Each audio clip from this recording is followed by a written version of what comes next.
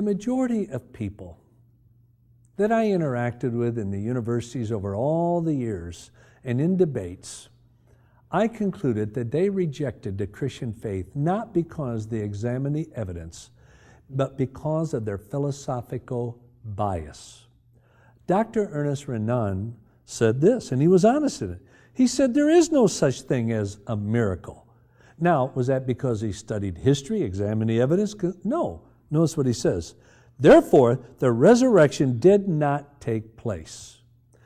He did not come to that conclusion because of historical investigation, but because of a philosophical bias or prejudice against the supernatural.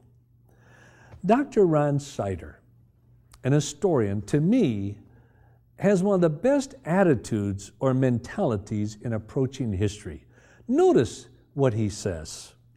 What does the critical historian do when his evidence points very strongly to the reality of an event which contradicts his expectations and goes against the naturalistic view of reality?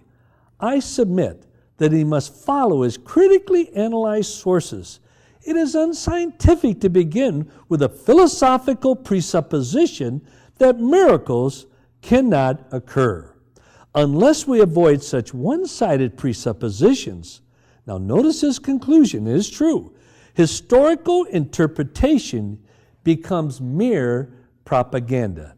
We have a right to demand good evidence for an alleged event which we have not experienced, but we dare not judge reality by our limited experience.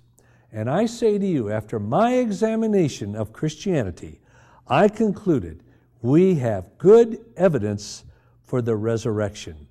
I've always said that there's two questions I need answers to when I examine history and want to discover truth. One is, does that event, is that truth coincide or correspond with reality, with what really happened? Second, is there sufficient evidence to support it? And I concluded with Christianity, it does correspond with reality. In other words, what really happened, and there is sufficient evidence to support it. And I've written over 100 books, completely documented on how I concluded it is true.